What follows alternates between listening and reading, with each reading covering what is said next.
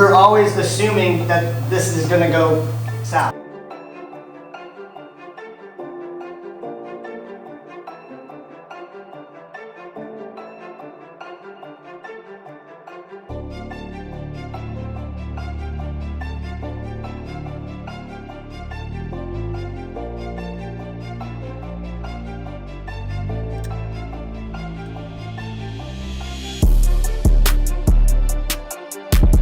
And this was good.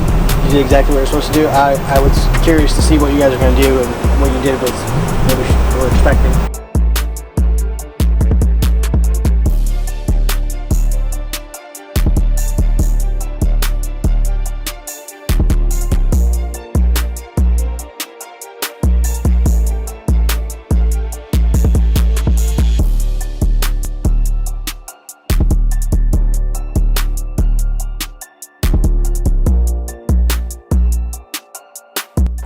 That could be the case, and we should all know what that takes to accomplish that in that situation, proximity-wise, right? And how much you're willing to accept. But in the vast majority of law enforcement engagements, they're doing that every time. Zach's gonna let me know that he's moving. Moving, move. Now you could say moving, move, or he could just say he's moving, and I know he's moving. That's fine. Set. But it's that sender-receiver thing. Once he says he's set, set means that he's covering me. So I no longer need to focus necessarily on what's happening here. We are not going to approach this person until it's safe for us to do so in any environment, under any scenario. This whole day is all about getting into the engagement, because if you shoot and the guy's down, I kind of don't care all that much about the stuff afterwards. We want it to look good, but it's not usually a problem in terms of cops getting hurt at that point, right?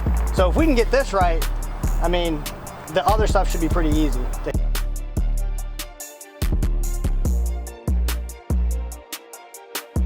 So we're teaching high-risk vehicle encounters.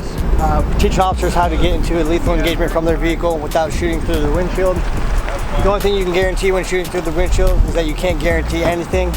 And so this gives them a process to put accurate rounds on target with a high degree of accountability, where they know that they can guarantee hits if they can clear the muzzle.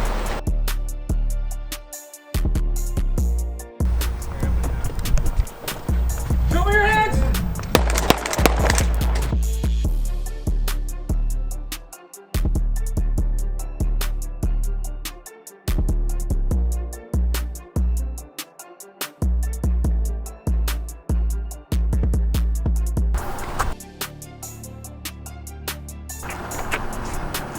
Moving! Move!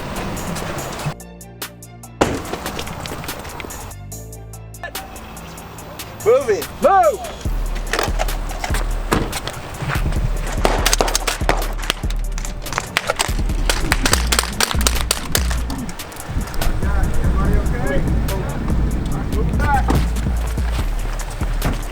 Right. Moving! Move! Have we ever had a robbery where the guys didn't want to get away?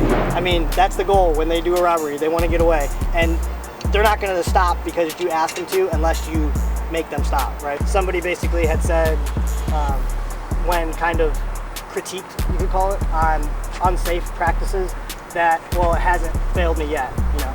And that's not how we do things. Everything that we do is we always anticipate that we're going to come across that person who's the 1% of the time or whatever it is that wants to fight.